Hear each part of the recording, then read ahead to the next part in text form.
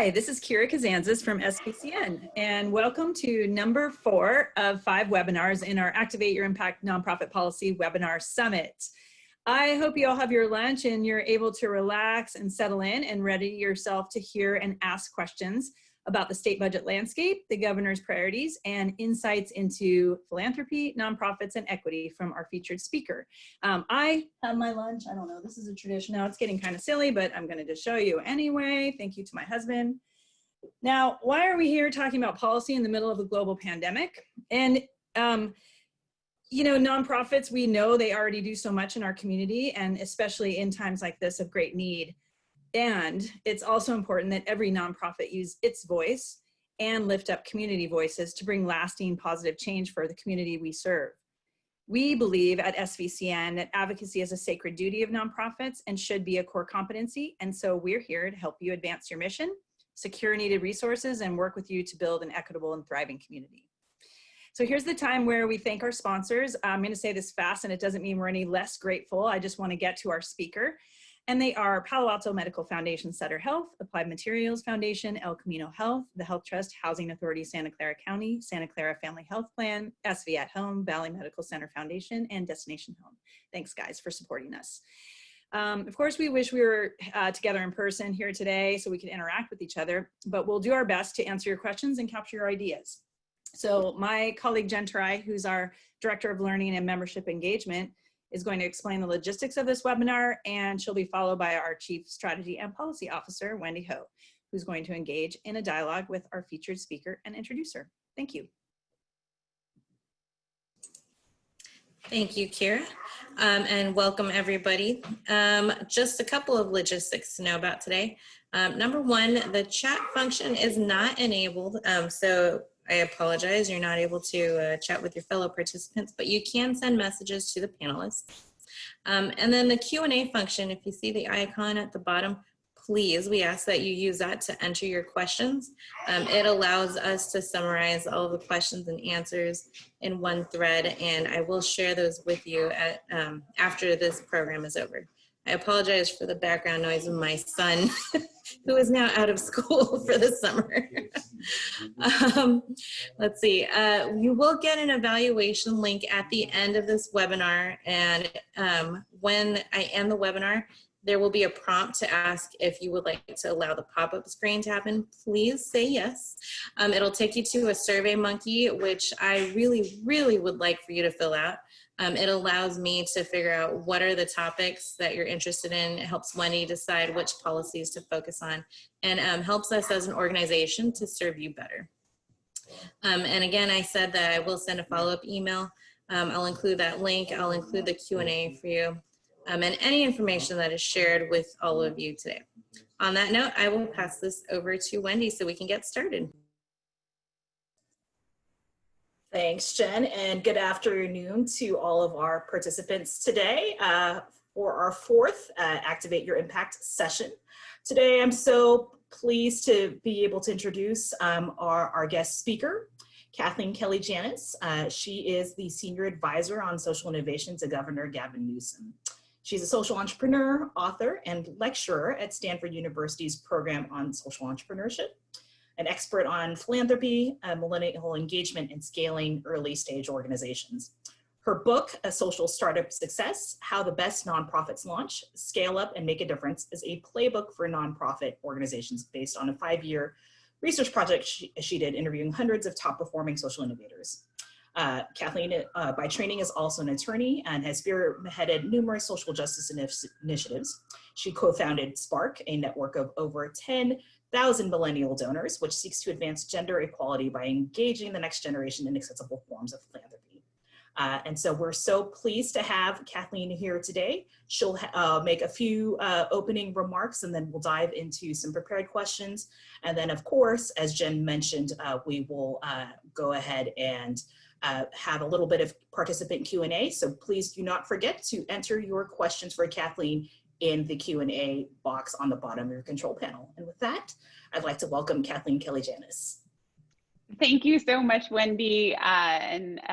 Jen, I was giggling, don't worry at all, about the noise of children in the background. Yesterday, we had an all hands on deck call to talk about really important equity policies. And just as I was like reaching my moment to talk about how we need to engage more community-based organizations, and I had my piece and I was speaking to our chief cabinet secretary, my kids decided to have a screaming match and running around our dining room screaming while I was trying to talk. So everyone is getting a little window into our own fuller lives these days.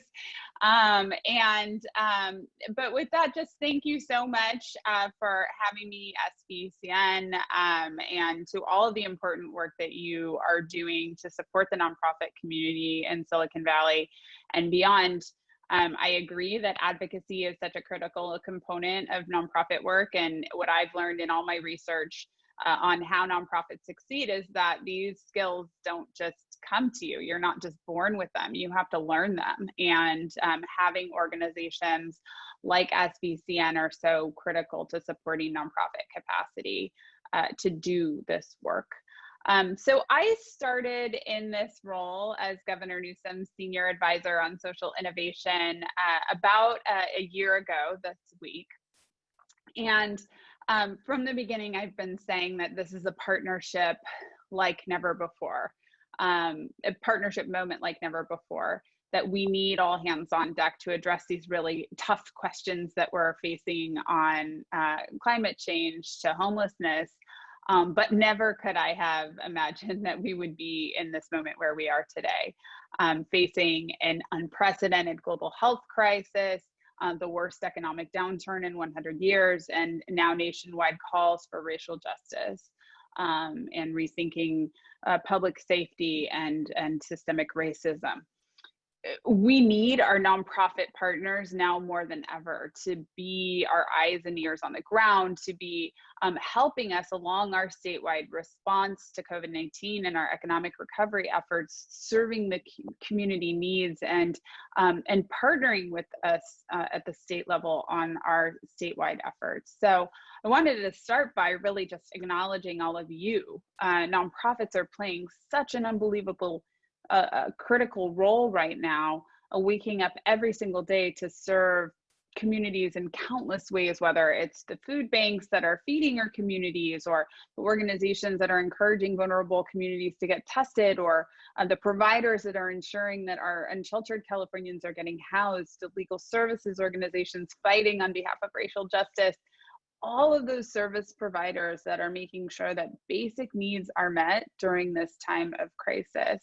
And you're doing this at a time when resources are scarcer than ever, while you are experiencing unprecedented demand.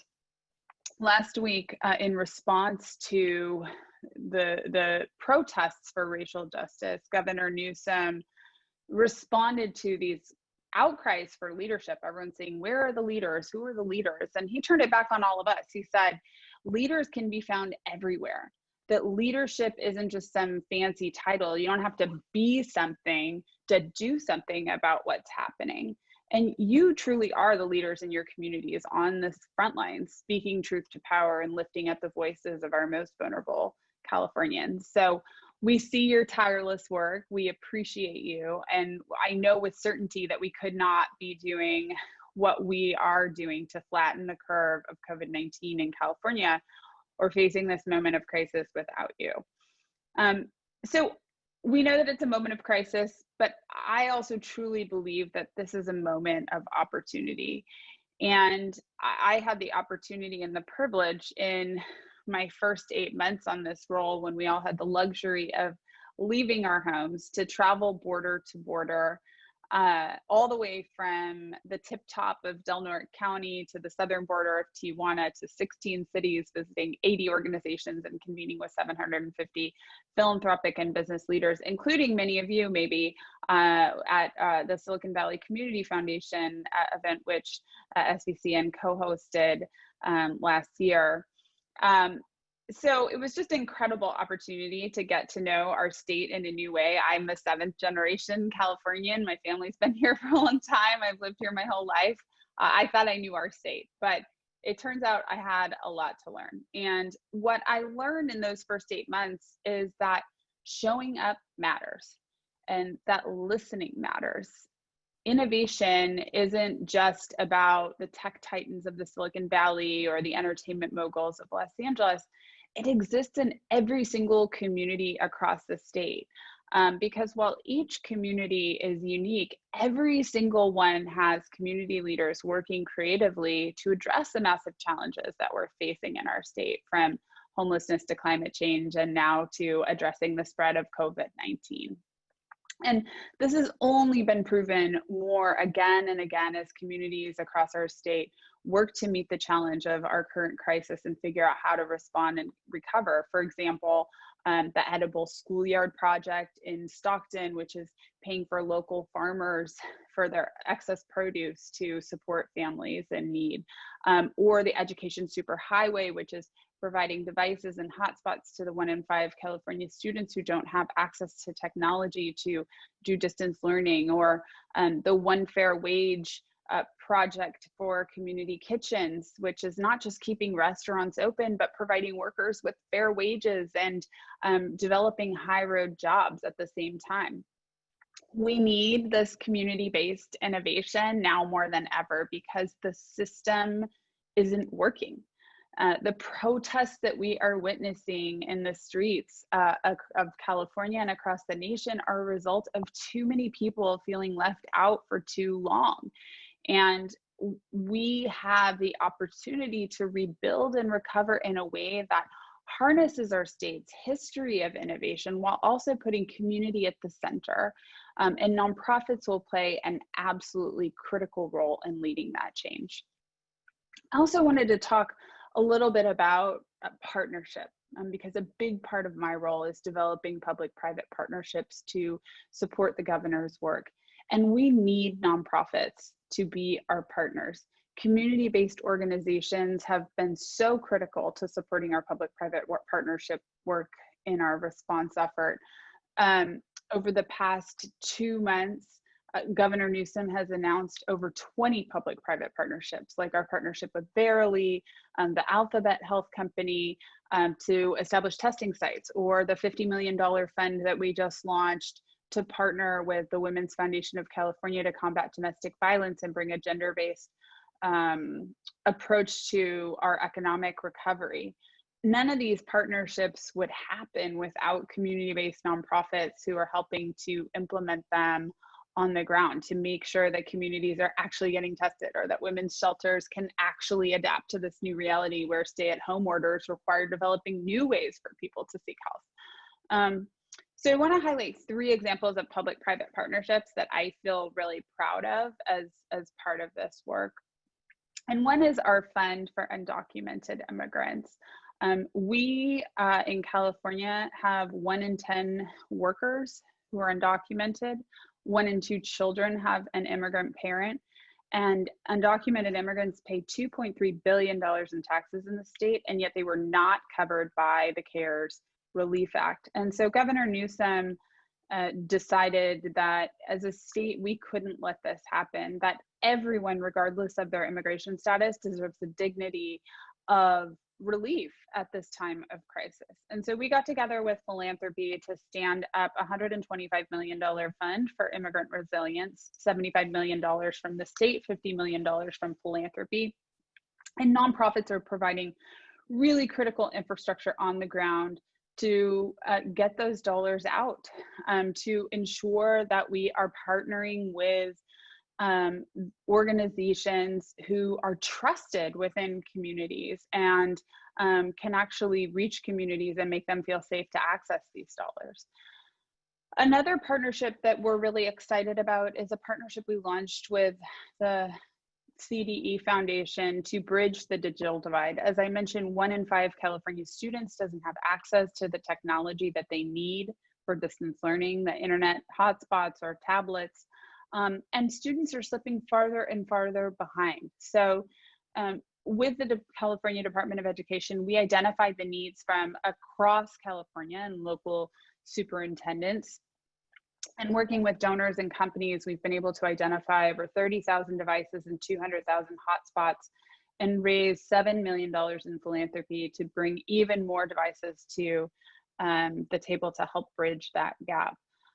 And So again, this is a really, really important partnership to help bring resources to communities, but ultimately those resources will not be having their full impact if we don't have organizations on the ground who are ensuring that these devices are getting to local communities, that communities know how to use them, and that they're getting the support and the infrastructure that they need to teach their kids through distance learning.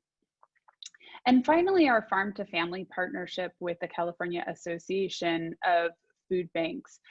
California food banks are facing unprecedented need.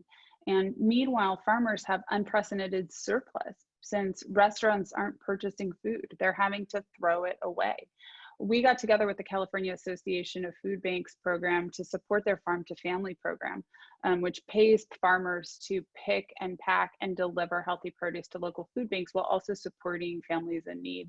And so with $2.5 million from our Department of Agriculture and additional money from philanthropy, this month alone, the Farm to Family program has transported 21 million pounds of produce to food banks to ensure that California families in need are getting healthy food on their tables. So we're really excited about this partnership, and we couldn't do it without the local food banks who are ensuring that families in need are getting access to this food.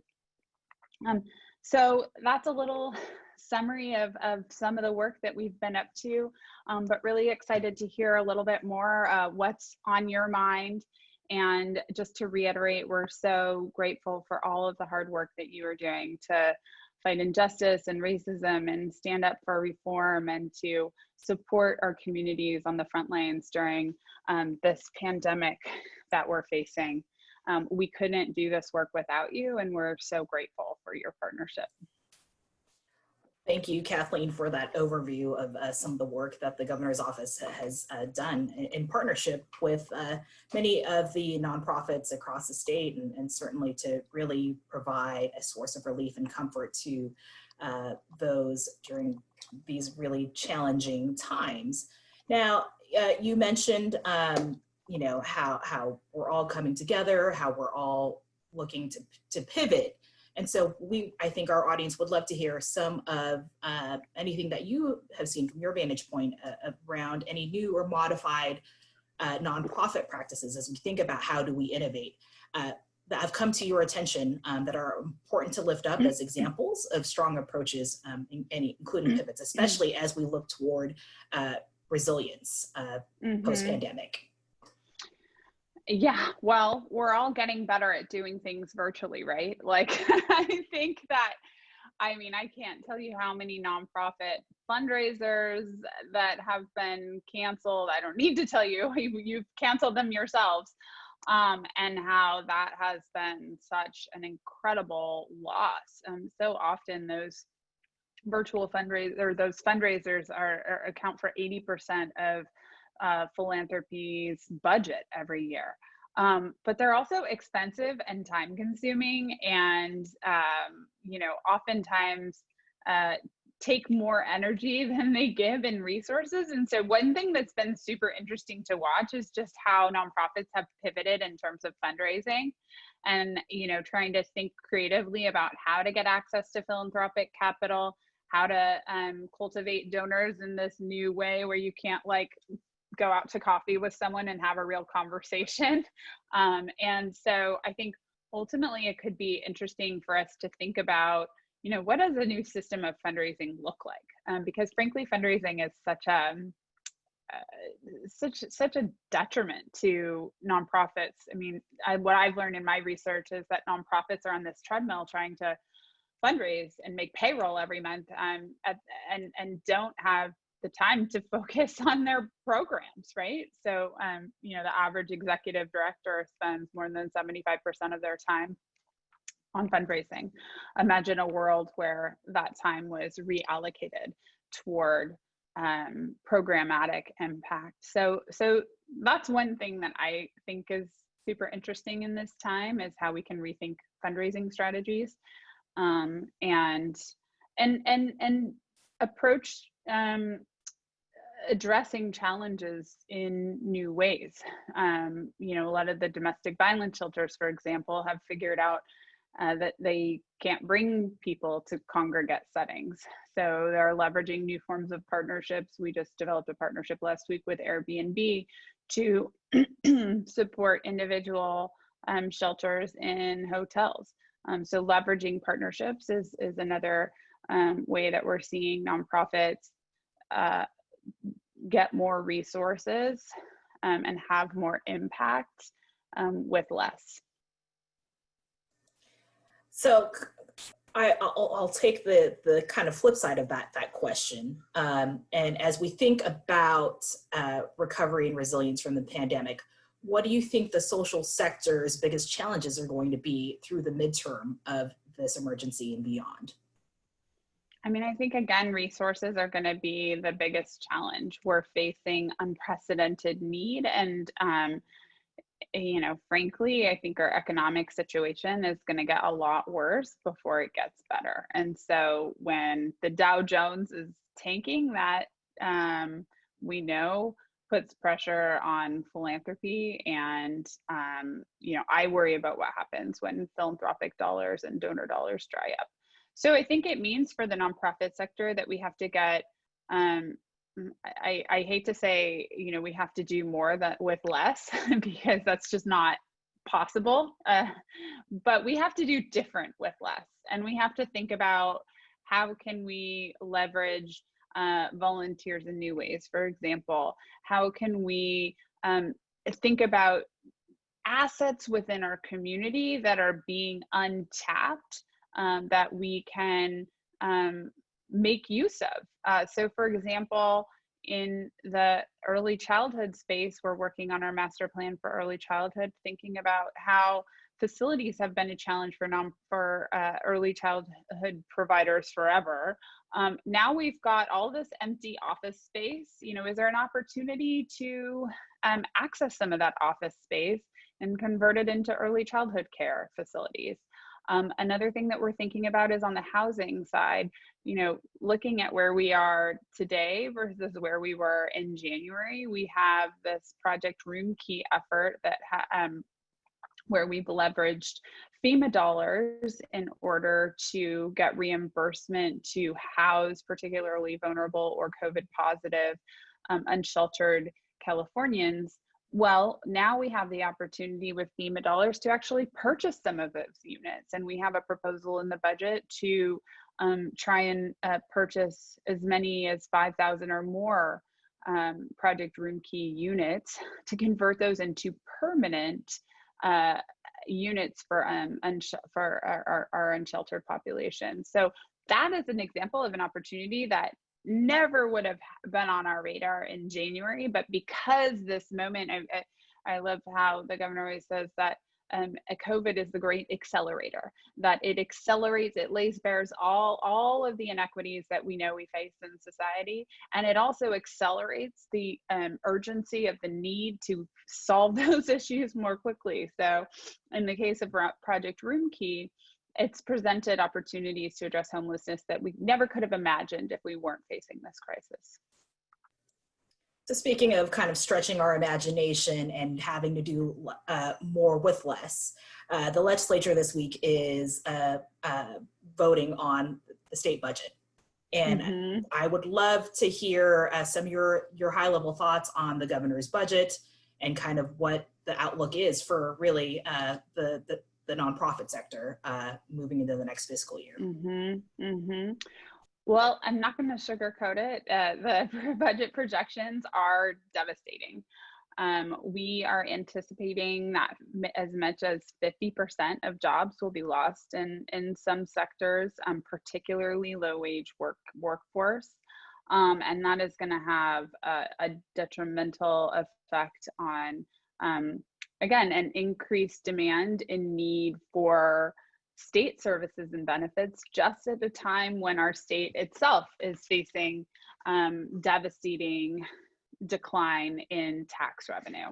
But what I feel really proud about in terms of the governor's approach to this budget is that he has made public health and safety and education a priority in a way that would have been very easy to cut across the board. And so we have an incredible finance team led by our Department of Finance head, Keely Bosler, that have gotten really creative about thinking about strategies for additional revenues, for additional federal funding, for protecting public education through Prop 8 funding, Proposition 98 funding, in a way that is enhancing our state efficiencies, thinking about approaching real estate in new ways. Again, you know, we're all thinking about work in different ways. Even the state is thinking about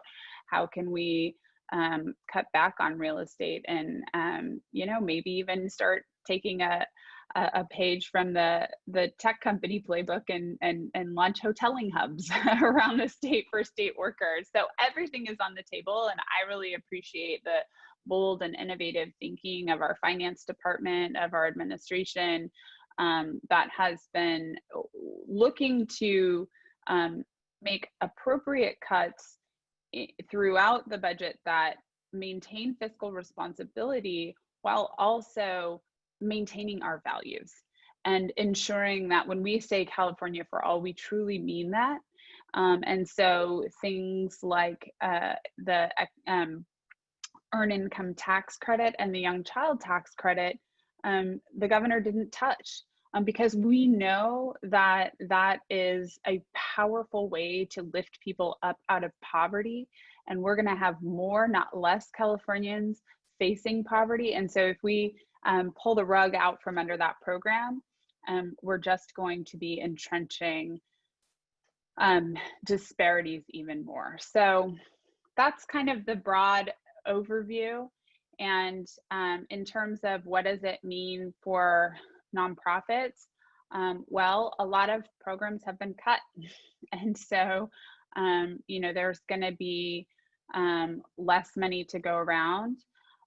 But we're also trying to get creative about how we can be better at supporting nonprofits. And so, for example, we are going to be launching the state grants portal, which is going to, wait for it, put all state grants on an online portal, which is just amazing. Yeah, it's like totally searchable. It's I did a demo this week. And I'm super excited because that transparency is important. It's the same people who are getting the same grants year after year because nobody knows how to access them. If you're a nonprofit, like, and you don't have, like, you don't know the like secret code to state government, then how would you be able to access it? So finding more ways for transparency, finding more ways for community-based organizations to get access to state funding, really thinking deeply in this moment where we know we have this opportunity to think more boldly because of the political climate around racial justice issues. How can we, for example, shine a light on state contracting and the ways in which state contracting reinforces inequities in terms of who is getting funded and who is not, and with a particular focus on African-American-led organizations and organizations led by people of color. So these are some of the conversations that we're having internally. There's no easy answers. Like, I feel like I was like Mr. Smith Goes to Washington when I came into my role a year ago. I've never been in state government before. And it's not so easy as like flipping a switch and saying, okay, now anybody can apply for a state contract, or like, how amazing would it be if there was like a single common application form, you know, things that seem, yeah, I know, I'll work on it. You know, things that seem so easy and obvious, unfortunately just aren't, because of the ways that, you know, the laws are in place to statutorily protect taxpayer dollars, which I also understand, but figuring out how can we both protect taxpayer dollars and not make it harder for the leaders who have dedicated their entire lives to addressing some of the biggest challenges of our time. So I'm personally heartened to hear about some of these changes in the possible direction. I mean, as someone who has been on that treadmill, that hamster wheel of constantly fundraising and beating their head on their desk when trying to access information about a government grant. I think anything that can be done to improve transparency there and improve access to information on how to access these resources would be terrific, and I think ever more critical as we think about our recovery efforts from the pandemic. So now let's talk a little bit about kind of the topic of the day. Obviously, the events with George Floyd have catalyzed a series of movements and actions, and many local and state jurisdictions across the state and certainly across the country have actually publicly declared racism as a public health crisis.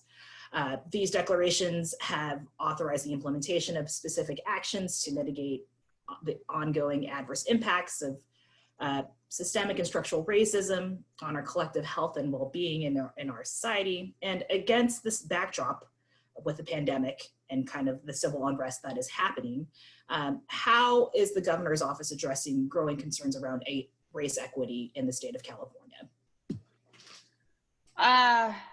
In many ways. I mean, I think one of the things that's so interesting about the moment that we're in and sort of self-reflecting on where we are as an administration is that it doesn't change anything that we've been doing in the sense that we've always focused on the most vulnerable Californians and put equity at the center of everything that we're doing in the governor's office. And so I think that this is an opportunity to double down on what we've been doing and also to think more boldly. Like policies that I'm hearing floating around, I don't want to reveal any confidential information, but policies that never would have been on the table like even a month ago are now under consideration in a way that I think is really exciting. And I think this week the governor was in a press conference where folks are talking about defunding and abolition, and I think everybody is getting caught up in semantics, and sort of like those words can quickly become so divisive, and the governor has kind of risen above it in the way that he is always so bold and ambitious and thinking outside of the box and saying, this is an opportunity to reimagine what public safety looks like, and to think differently. So from a public safety perspective, for example, one thing that the governor did right away was to appoint Latifah Simon from Akinati Foundation and Ron Davis on the policing side to work together to do just that, to reimagine what public safety can look like, and to think about abolition not in terms of like abolishing all police everywhere, but to abolishing what's not working. Clearly there are parts of the system that are not working. And so how do we reimagine what that looks like, and how do we get focus on the behavior change that is needed in order to reform the policing system. So that's one area in particular, but of course, we're also thinking about issues around educational equity, around environmental justice, around housing and homelessness, around health inequities and health disparities, around government and our government services work. And even as I mentioned before, thinking about what are the ways that we as a government, because of our contracting processes, are reinforcing inequities. So I would just say that this is a moment of crisis again, but it's also a really exciting opportunity to think boldly about what we can do to leap forward toward justice. Thank you. So now that you've got about a year under your belt in the governor's office, and as you think ahead to the next fiscal year, what would you like to have said you accomplished by the time July 2021 rolls around? Oh goodness, this is something I think about all the time. I'm a very goals-oriented person, although you know, I would look back at my goals for 2020 and then COVID happened. So we can never predict what is going to happen. But I would say some broad kind of opportunities that I see are around alleviating inequities in the nonprofit sector more generally. And when I was, I don't often talk about my past research and past work in the context of my new role, but you know, because nonprofits have been such a focus of mine for so long, I've been writing about demographic inequities for a long time. So I wrote this whole book, I did all this research, and I was like, okay, here's the strategies that nonprofits need in order to scale. And the truth is that you can implement all those strategies, but if you are a person of color or a woman going out to raise money, the evidence shows that, you know, women and people of color raise half as much as their white counterparts in the first 5 years of starting an organization. And that, you know, prevents you from ever really reaching scale. And so I think this is something that's been near and dear to my heart. And as I think about how we can support women and people of color led organizations, I think there's a lot of things that we can do in this in California, not just to alleviate demographic disparities, but also geographic disparities, which frankly were not a hugely on my radar when I first started in this role. So for example, 53% of philanthropic capital goes to Bay Area nonprofits alone. I know that's like a really hard statistic for all of you to hear because you already feel so cash strapped, but imagine nonprofits in the Central Valley get less than 3% of philanthropic capital, and in the Inland Empire, it's less than 1%.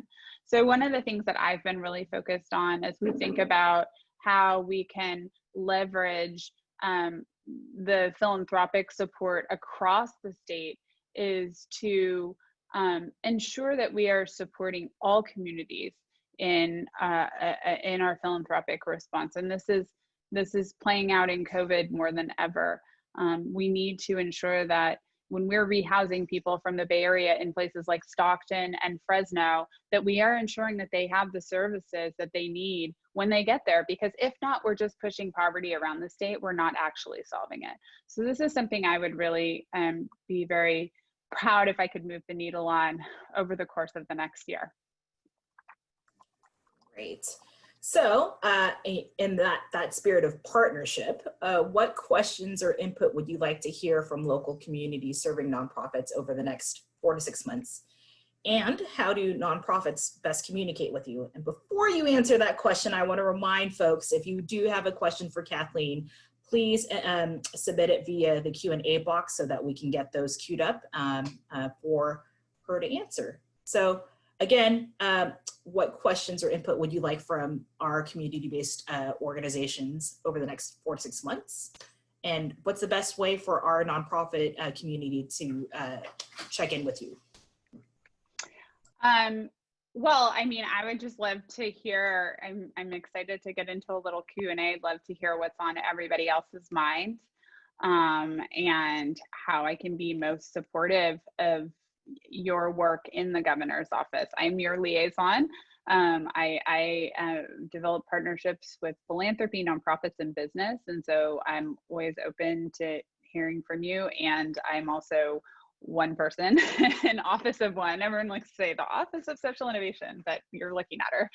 So you know, the more that you can think through partnership opportunities and develop them in ways that are, you know, fully baked and come to me, that helps me out as well. Great, we thank you for that. And I just wanted to again remind folks that if you have a question for Kathleen, well, please insert them in the Q&A box. I'm actually surprised that we don't have anything that's come in, so I'll give folks another minute and maybe ask just a fun question that was not in our prepared list. So Kathleen, I assure you it's not going to be a curveball.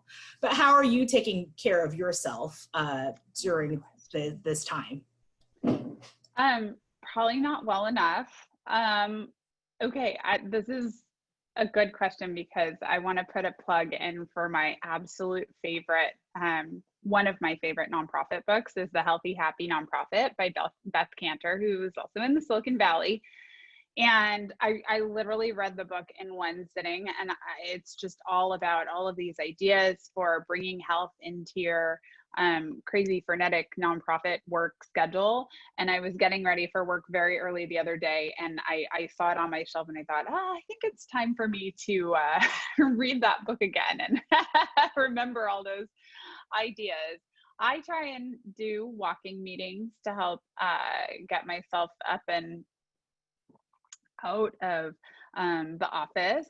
I also try to ensure that I keep my yoga schedule, and I have also been cooking a lot, which is the nice part about being at home, is eating healthy. So those are some ideas, but I'm always open to more. If anybody else has ideas for ways that they're staying healthy, put them in the chat box, because I struggle. No, I think that is certainly an area we all need a little bit of help in, particularly as our nonprofit partners are on the ground and working with those folks day in and day out who have been disproportionately impacted, sadly, by the pandemic. Yeah, I'm taking a day off tomorrow. Oh, good for you. Yeah, I think we all need to do better at taking days off. Yes. And giving each other the permission to do that. In that space. Perfect. Okay, so we have a question from Chris Cameron, who asks, when do we think the new state grants portal will be up and running?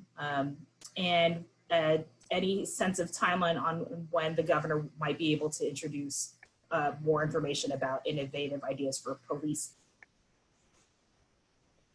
Yeah, the state portal is up and running in beta form right now, I think. I can follow up with you, Wendy, and try and send you the link if that beta is available. But if not, it's going to launch on June 30th. So I'm really excited for that, and excited for folks to be able to use it and to give feedback so that we can make it better. And then the policing work is urgent.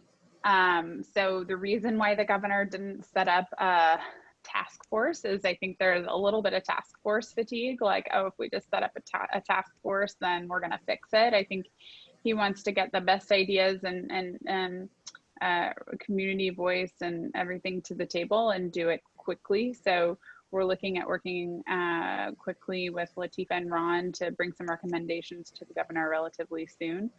As the governor always says, so goes California, so goes the nation. So we are already leading the edge of public policy here in California, and I think there's a really exciting opportunity to lead the way in our policing work as well. Again, and reframing the way we think about public safety and law enforcement. Obviously, there has been a lot of conversation around defunding the police movement, and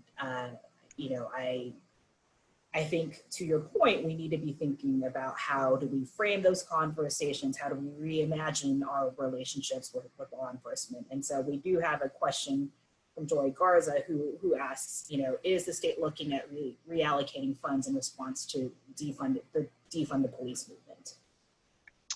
I think everything is on the table, but not to skirt the question, I think the way that the governor is thinking about this is it's not just a policy, it's not just a program that is going to fix the systemic racism that we face in our society. It's got to be culture change. And so I think that the governor is thinking even bigger. And I think that's an exciting opportunity. But I don't think it's going to be like a thing that, or one thing I should say, that's going to fix it. So we know that the state is under a great budget constraints.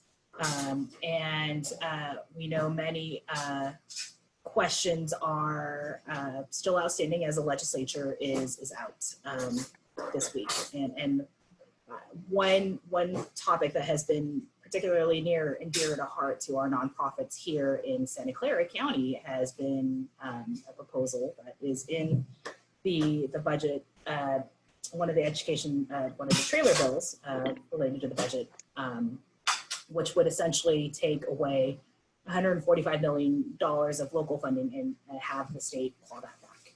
And while I know you can't speak to particular budget or policy proposals that are under consideration at the given moment, do you have any advice for how nonprofits can amplify our voices so that we can try to continue to influence our policymakers in Sacramento? You're always welcome to send advocacy letters my way, and I can forward them to the appropriate colleagues.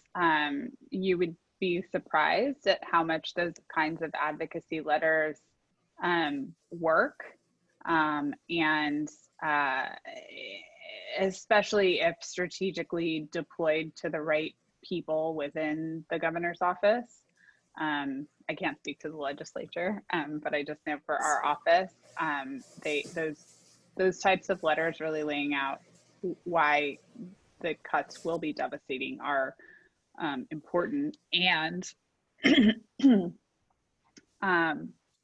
I mean, I'm not going to lie, this is a time where we're facing devastating budget deficits. And if we don't get funding from the federal government to support the state in our recovery efforts, it's going to be even more devastating. So I would say that another really important point of advocacy is with the federal government, and figuring out how we can, obviously the House passed the HEROES Act, which would provide support for local and state governments. But we need that support desperately. So that, I believe that was a request for us to also advocate with our members of Congress around the HEROES Act. So absolutely, we know that a number of more devastating cuts will come if we don't get that federal funding from the HEROES Act. So thank you for that reminder, Kathleen. And if you are listening, and if you haven't already weighed in on this policy proposal that is before the legislature and going before the governor related to this excess ERAF funding that the state is trying to contract back, we are going to make an impassioned plea to all of you who are listening to please call the governor's office today and tell them how devastating that clawback of funding will be for our county and the nonprofits that are partners with our county in terms of the safety net. So Kira has just inserted the governor's office phone number, and we earlier today, SVCN also just did an action alert with a sample phone script you can use in leaving a message with the governor's office. And so we certainly appreciate Kathleen being a voice for our sector and her continued support as we try to, again, uplift the voices of our nonprofits across the state. Okay. I'll just check to see. And I'll also add, if you send me any kind of letter, I'm happy to forward that to my colleagues as well. Perfect. Thank you for that offer. And we can make sure that so back to that question, like what is the best way for people to get in touch with you? Is it by phone? Is it by email? I mean, you are the Office of Social Innovation of one. So we understand there may be some capacity challenges. So what's the best way for people to get in touch with you? So You can email me. I will put my email in the chat box here, and with discretion, of course. But I try and we try and have a customer service mindset in the governor's office. So if there are ways that I can be supportive of your efforts, please send them my way. Perfect. And I'm just checking to see if we've got any more questions that have come in. I don't see any, but I wanted to give you a few minutes, Kathleen. They could just kind of perhaps provide some closing remarks or reflections on the pandemic and really how the nonprofit sector has risen to the challenge in your eyes, and any maybe words of encouragement you have for us as we kind of deal with a post-pandemic world.